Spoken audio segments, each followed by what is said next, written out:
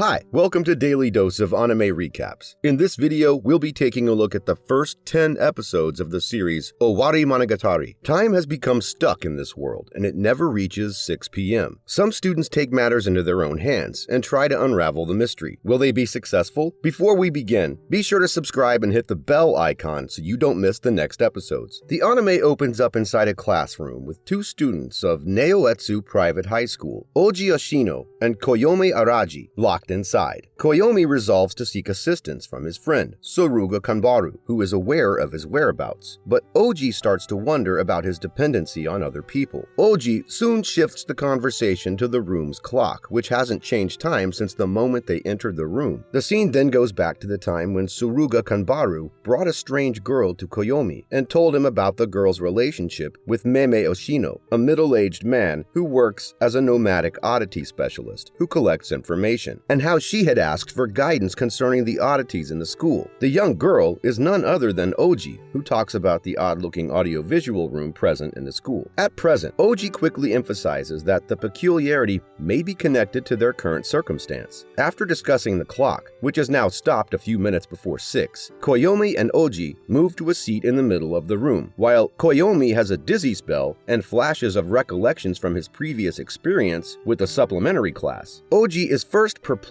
as to why he chose that particular seat, but she eventually comes to believe that choosing the seat comes naturally to him. Soon after, to Koyomi's surprise, he discovers a textbook below the seat, with his name on the back. At the same time, Ougi gestures to the writing board, indicating that the date there is July 15th. She can tell from the expression on Koyomi's face that something occurred to him on that day, making him feel resentful, and eventually manifesting an oddity. After multiple questions about what happened to him on that day, Koyomi ultimately recalls that he was taken under trial by his classmates on July 15th. He then begins to tell Ougi about a student named Sodachi Oikuru, who was the class president and called an urgent assembly of the students. The scenario then changes to the afternoon of the same July 15th, when Sodachi called a special class assembly with the aim of catching the culprit, who is accused of leaking the test answers. She also notes that those who participated in the study group that Sodachi joined and those who did not was evident in the data. Following this, Koyomi is then given the role of presider because he scored higher than others who were present for the study group, with a perfect 100. At this time, Koyomi makes the assertion that Sodachi's extreme hatred of him is a result of his mathematical proficiency. In the meantime, Koyomi emphasizes that the perpetrator was not found during the assembly, contrary to what Ougi believed he had done. As a result, Ougi comes to the conclusion that the only way to leave the classroom, and Koyomi as well, is to find out who was responsible for the event from 2 years ago. Back to the classroom from 2 years prior, Koyomi implores Sodachi to take action while putting her animosity for him to the side. This forces the class president to put the decision up for a majority vote. Koyomi remembers the dejection on Sodachi's face after discovering she was the only one to vote against him. He ultimately let that despair consume him, and ever since then he's been unable to receive a perfect grade on a math exam. Because Sodachi was the one who originally scheduled the class assembly, Koyomi feels confident that she wasn't the perpetrator. Soon after, Ougi disturbs Koyomi's peacefulness by reminding him that they still have to identify the perpetrator before they can leave the classroom. According to her, Koyomi must cope with his remorse over what happened in the past, which she contends is the root of their situation. She also notes that Koyomi already knows who the offender is, the person who would be exposed during the class assembly, and that this is what compelled him to recount the incident in his own unique way. Then, Ougi makes the decision to expose the criminal, Komichi Tatsujo, the homeroom teacher. Ougi draws attention to Koyomi's account and notes that one other person is present in the assembly, the homeroom teacher, who Ougi believes is also a math instructor. Ougi continues by pointing out that Komichi Tatsujo was to blame because the increase in exam scores might be seen as a favorable assessment for him. She then assuages Koyomi's fears that she would lock him in and expresses her understanding of how disappointing it must be to witness a teacher engaging in such dishonest behavior. Koyomi turns to leave, but Ougi insists on one more explanation of the event before he leaves. Koyomi then says that Komichi Tatsujo's vote was included in the majority's decision to oppose attendance number 6, Sodachi Oikura. In the end, Koyomi exits the room just before the school bell at 6 o'clock. The following day, Koyomi goes back to the room next to the audiovisual room, but he does not discover an empty classroom there, as he did the day before. Despite being on maternity leave at the time, Komichi Tetsujo continued to teach at Naoetsu Private High School despite all that transpired about the study group, and Sodachi Oikura. As Koyomi makes the decision to put the past behind him, Tsubasa Hanakawa unexpectedly walks up to him and tells him that Sodachi Oikuru has come back to school. She appears to be taking advantage of Komichi's maternity leave. Moments later, Koyomi finds himself in a surprising and unexpected meeting between him and Sodachi Oikuru. As soon as she enters the classroom, Koyomi tries to strike up a conversation with Sodachi, but in response, Sodachi admits that she's envious of Koyomi's pleasant life and expresses her hatred towards him. Koyomi attempts to show Sodachi some empathy, but she loses her cool to the point where Koyomi has to hold her shoulders. Shocked by the abrupt touch, Sodachi snatches her pen and stabs Koyomi's left hand. Koyomi, who is hurt, retracts, only to find Hitachi, his former classmate, inside the classroom, despite Tsubasa's valiant efforts to prevent her from doing so. When Hitachi confronts Sodachi for hurting Koyomi, Sodachi slaps Hitachi, and in return, Sodachi is knocked unconscious by Hitachi's hard punch. The next obstacle Koyomi faces is a faked unconscious Hitachi. After telling about what happened in the classroom, Koyomi and Ougi visit Nanahayukoichi Public Middle School. Koyomi discovers a relic of the past there, 3 enclosed letters mailed to him while he was in middle school. When Ougi opens one envelope, she discovers a map. Koyomi is then prompted to follow the map's directions, but not before Ougi first takes a look inside Nadeko Sengoku's locker. Following the map, Ougi and Koyomi arrive outside a dilapidated house. Koyomi cautions Ougi that because his parents, who are police officers, are zealous about their view of justice, they would not release their son from such a situation. Soon after, Ougi reassures Koyomi that Sodachi's attendance at school is positive news for him, since it shows that she was aware of the real culprit of the class assembly issue. Regarding Sodachi's feelings, Koyomi believes that her animosity towards him has existed from the beginning, and Ougi clarifies that Koyomi's forgetfulness of his roots is partly to blame. Koyomi and Ougi arrive in the attic, and they argue that the best way to cope with Sodachi is to learn more about her. Koyomi questions why he always responds right away to Ougi's responses, and he soon starts thinking about his history, namely, what he is built of. Koyomi then reveals to Ougi that 5 years ago he was having trouble in school, particularly in mathematics. However, he's pulled to the remains of a dilapidated mansion after learning the significance of 3 letters in his shoe locker.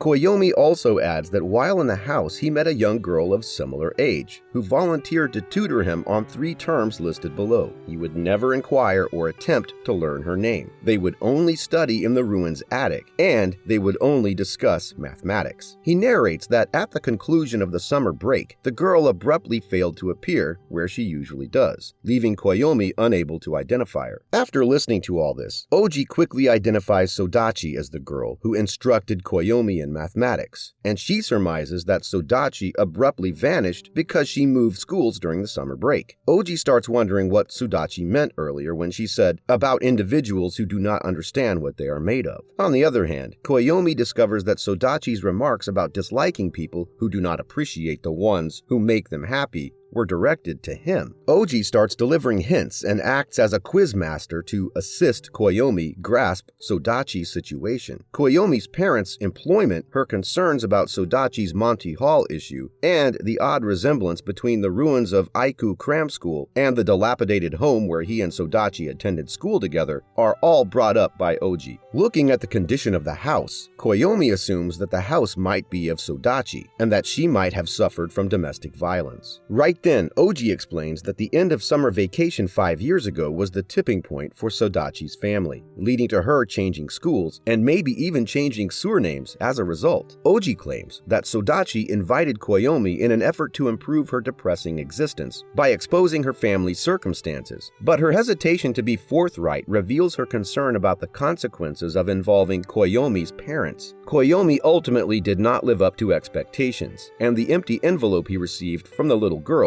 before she left serves as a reminder that he was the incorrect pick and a waste of time. The next day, Koyomi brings up Ougi in a chat with Tsubasa Hanakawa, who is puzzled that Ougi was able to learn what Koyomi's parents did for a living, something that he chooses to withhold from other people. As soon as Tsubasa considers that Ougi may have learned more about Koyomi due to something else, she suddenly remembers something else that he may have forgotten. A dejected Tsubasa and Koyomi discuss Sodachi Oikura. Koyomi Koyomi learns that Sodachi is aware of his parents' profession after getting confirmation from several people, including his younger sister, Ougi Araragi, and this somewhat negatively affects him, but he appreciates Tsubasa for giving him the information. Soon, Tsubasa and Koyomi reach Sodachi's present residence after Koyomi runs into Ougi in front of the school, who tells him about her trip to Sodachi and other Sodachi-related topics. Koyomi then decides to follow her, and Tsubasa is forced to accompany them. At last, Koyomi chooses Tsubasa over Ougi to come along with him to face Sodachi. As soon as Koyomi and Tsubasa arrive at Sodachi's flat, Tsubasa attempts in vain to get Sodachi to change into clean clothing. Nevertheless, Koyomi makes the decision to enter the battlefield, that is Sodachi's apartment, out of loyalty to the friend he has known since childhood. The scene then shifts to some time before when Tsubasa questions Koyomi about how Sodachi knew about his parents' line of work. This prompts Koyomi to address his parents directly about the matter. Koyomi's parents reply that Koyomi is actually a childhood friend of Sodachi's, and his parents brought her to spend time with him and his sisters in an effort to protect Sodachi from her family. In the next scene, Koyomi meets Sodachi, whose right cheek is still swollen after her previous altercation with Hitachi. Thanks to Koyomi's blood drop and his quick thinking, Sodachi quickly restores her face. While Tsubasa intervenes to stop Sodachi from hurling anything at Koyomi, Sodachi starts rambling about her relationship with Koyomi in the past, and expresses her regret for thinking that he might have helped her, but ended up doing something worse. Then, in response to Sodachi's charges that Koyomi was behaving inappropriately, the latter calls her out for bringing up her own problems. Soon after, Sodachi starts blaming her parents, who separated after Koyomi failed to help her. She then mentions that she moved into a new house with her mother, who periodically hit her in retaliation for having been violently treated by her father. Sodachi clears that she was only able to make it through on the money she received from social welfare, and she quickly became dependent on her mother before she vanished into thin air. Eventually, Sodachi explains that she finally caught up on her education, obtained a legal guardian, and relocated to an apartment where she is continuing to live with government assistance after being relieved of her duties to care for her mother. Despite coming from a troubled family, Sodachi rejects the idea that her experience is tragic, calling it a common occurrence. After calming down enough, she tells Koyomi and Tsubasa to return home. Tsubasa, on the other hand, is perplexed as to why Sodachi's mother suddenly vanished. Sodachi is perplexed by the sudden interest in her mother's absence, and she quickly shifts the conversation to her time spent living at Koyomi's home. Here, she admits that the joy and peace of the Araragi family were too much for her to bear, and it drove her back to her previous residence. Sodachi mentions that she was also affected by the experience, since it made her aware of her family's terrible situation. Soon after, Sodachi begins begging Koyomi to be the bad guy in her life, since she can no longer antagonize her parents, and wonders if she deserves such a wretched existence. According to Tsubasa, Sodachi is sad because she isn't trying to be happy. Sodachi concurs, stating that she finds happiness intolerable and would much rather spend the rest of her life miserable. Even though Koyomi cheerfully accepts every act of hatred Sodachi performs, Koyomi finally emphasizes that she deserves to be happy, and that there is no happiness that crushes others. In the following scene, Sodachi abruptly terminates their discussion by stating that local government officials would arrive to evaluate her present predicament, and that she does not want to be seen arguing with her classmates. Tsubasa, who is gradually growing fond of Sodachi, chooses to heed her counsel, but vows to pay her frequent visits. In exchange, Sodachi begs her and Koyomi to search for her mother who vanished, and she offers to apologize to Hitachi for their prior altercation. As soon as Tsubasa and Koyomi leave Sodachi's apartment, they start to question why Sodachi's mother's room was locked. Later, Koyomi reunites with Ougi and begs her to reveal the mystery's answer, but Ougi demands an apology in return. Following that, to solve the case of Sodachi's missing mother, Ougi and Tsubasa give clues and details about Sodachi's mother to Koyomi. Paying close attention to every detail, after some time, even the slow-witted Koyomi realizes that Sodachi has been caring for her mother's corpse for the last 2 years. Koyomi is praised by Ougi for discovering the truth about Sodachi's mother starving herself to death, but Ougi emphasizes that her situation was more complicated than just wanting to die. At this moment, Tsubasa refuses to give Sodachi the information, but Ougi observes that Sodachi has been living for the previous 3 years without paying attention to a certain aspect of her life.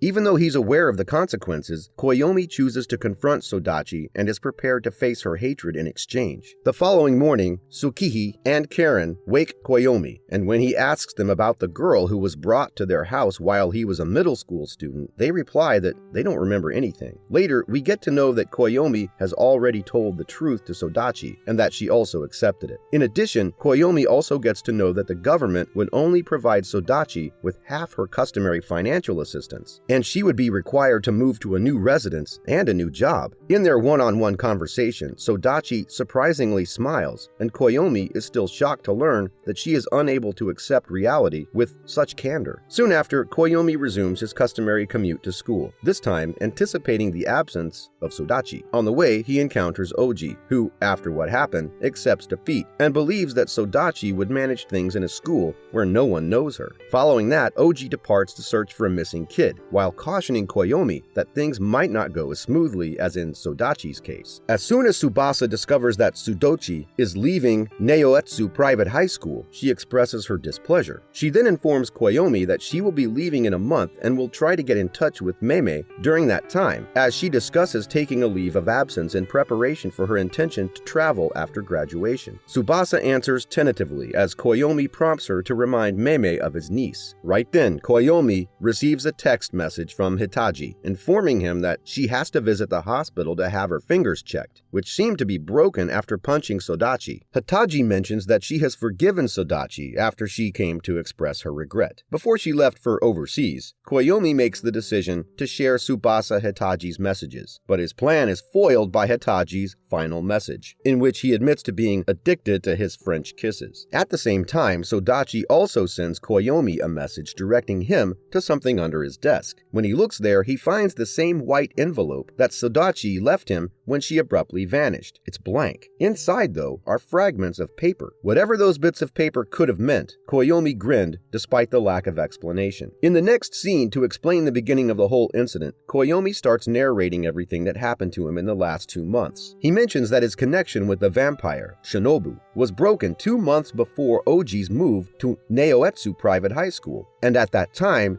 he had his first human experience. After this, the scene shifts back to 2 months when Koyomi quits going to school and spends the interim at Aiku Cram School. One evening, Suruga pays him a visit and verifies Koyomi's message, asking her to meet at the Cram School building, but with her own dosage of weirdness, startling subjects like not wearing anything underneath her hoodie. Then Koyomi says that he's required to include Suruga in a request, the specifics of which are withheld from him, and he anticipates Suruga to be tenacious in supporting him. Suruga does really feel driven to help, despite knowing the details. Meanwhile, a stranger with the look of a guy wearing a sizable suit of Japanese armor storms into Aiku Cram School as Koyomi and Suruga are getting ready to get to the genuine rendezvous location for the person whom Suruga must see as part of Koyomi's request. Suruga strikes the stranger right away, but discovers that the armor is hollow within. The two quickly decide what to do with the armor, but it quickly reassembles together, forcing Suruga to resume his offensive tactics. Suruga, however, soon realizes that she's becoming more and more flimsy with each punch directed at the armor. Koyomi recognizes the energy drain tactic the suit of armor is employing right away, and he and Suruga quickly start looking for a way out. In retaliation, Koyomi is attacked and restrained by the suit of armor. Koyomi believes that this is Suruga's chance to flee, but she adamantly insists on striking the suit of armor. The Cram School building is soon engulfed in reddish-pink flames as the armor uses Koyomi's voice to speak about seeking a master. The armor suit soon makes clear that it is seeking Kiss Shot and the Kokoro Watari, a sword, without which he feels incomplete. As the Cram School is consumed by fire, the armor departs, allowing Koyomi and Suruga to escape the blazing structure, jumping through the window. Then, as they prepare to smash the windows, an explosion comes their way, instantly knocking Suruga unconscious. Yotsugi Ononoki makes an appearance there and declares that she is the only one who can kill Koyomi. After Yotsugi saves them, Koyomi wonders why she was at the location during the fire. Yotsugi dismisses any desire to save the two, and just notes the irony of arriving just as Suruga and Koyomi were being devoured by fire. Later, Koyomi recounts his encounter with an armor-clad samurai, while purposefully omitting information regarding the enigmatic being's familiarity with Kiss Shot, Acerola Orion Heart Under the Blade, and the sword Kokoro Watari. He then audaciously asks Yotsugi if Suruga can travel back home while she's weak. Right then, Koyomi is reminded by Yotsugi of the commitment he made to Itsuku Gaien, Kanbaru's aunt. He's beginning to regret his decision, though, after realizing why Suruga cannot refuse to perform any favors for him. Despite this, Yotsugi persuades Koyomi that transporting Suruga to Itsuko is the best course of action, particularly since there's no assurance that Suruga would remain secure within her house. Koyomi thinks for some time and agrees to take Suruga to Itsuko. In the meantime, Yotsugi resolves to search for the armed samurai by herself. Koyomi piggybacks Suruga on the way to Itsuko's house, and she chooses to savor the experience as soon as she gains back her consciousness. Koyomi tries to apologize to her, but Suruga rebuffs it and instead asks to concentrate on their final goal, Namishiro Park. To his dismay, Koyomi quickly learns that no matter which route they take, they would never be able to go to Namishiro Park. He then instantly picks up the phone and calls Itsuko Gaien for help. Itsuko, on the other hand, decides that Koyomi's problem is not important enough for her to offer to advise, so she elects to let Koyomi deal with Suruga. Fortunately, Suruga is able to find different routes that lead to the closest location she's familiar with, and after 3 hours of exploring, she guides Koyomi to Namishiro Park. At the park, Suruga does not find Itsuko. Instead, she finds Shinobu next to the swings, with her body covered in scratches. Koyomi is happy to see her doing well, but Shinobu cautions him to be prepared for their enemy's return. The oddity had changed into a mashup of the oddities Koyomi had previously encountered. Koyomi and Suruga attempt to confront the enemy, which seems like a monkey-crab fusion. Despite this, Shinobu remains still and tosses Kokoro Watari at Koyomi, urging him to act without thinking because their adversary is evil and he wouldn't be held accountable for killing it. After rapidly killing the monster with Kokoro Watari strikes, a Jagiri Nawa, a type of invisible snake oddity that constricts his victim and leaves scaly scars, emerges to attack the group. Shinobu steps in and stomps on the snakes, defeating them and revealing that it had become weaker since she battled them. After the fight, Koyomi sees Sagura's worn-out hoodie and exchanges it for Koyomi's own. After finishing the oddity, Shinobu asks Araragi to go see Gaien so they may get back together. Koyomi is concerned about sleeping beneath the swings, but she advises him to give it a go. He then notices a picture of Gaien beneath the swings, which instructs him to meet her at the shrine. Koyomi describes his experience with the armor to Shinobu as they travel to the shrine. Shinobu rules out the concept that she's connected to the armor, stating that her first minion could not have lived and therefore must be a fake. As soon as they arrive at the shrine, they run into Gaien. She introduces herself as Oshino Itsuko, Meime's younger sister, and sends a message to Yotsugi informing her that Koyomi is secure. Shinobu believes the deception and remarks on her resemblance to Meimei. Itsuko is pleased when Suruga presents herself as Koyomi's sex slave, but she swiftly shifts the conversation back to the matter at hand. After Koyomi describes his confrontation with the armor, Itsuko promptly responds that the armor is in fact the first kin of Kiss Shot, the first oddity slayer. Itsuko is called out for her ignorance, and Shinobu begs Koyomi to correct her. Following this, Koyomi tells her that it can't be Kiss Shot, as he is already dead, but Itsuko defends herself by saying that a vampire can resurrect itself every 400 years. Itsuko decided to give him the chance to make apologies, even though she had intended for Ononoki to handle him alone and had not anticipated Koyomi's meddling. She also remarks on the tiger, informing Koyomi that the armored man must have chosen to withdraw, owing to his trauma from being burnt alive. She instructs Koyomi to express his gratitude to Hanakawa, his classmate, for saving his life and unwittingly defending it. Returning to the subject of telling the tale about Koyomi, she says that the first aberration slayer hurled himself into the sun after becoming an oddity. He then allegedly burned up and was dispersed by the wind, leaving Kiss Shot with Kokoro Watari's duplicate. She reveals that while he passed away, he had been continually recovering for the previous 400 years before being instantly annihilated by sunlight, remaining only as ash, until his ashes gathered and made their way to town 15 years ago.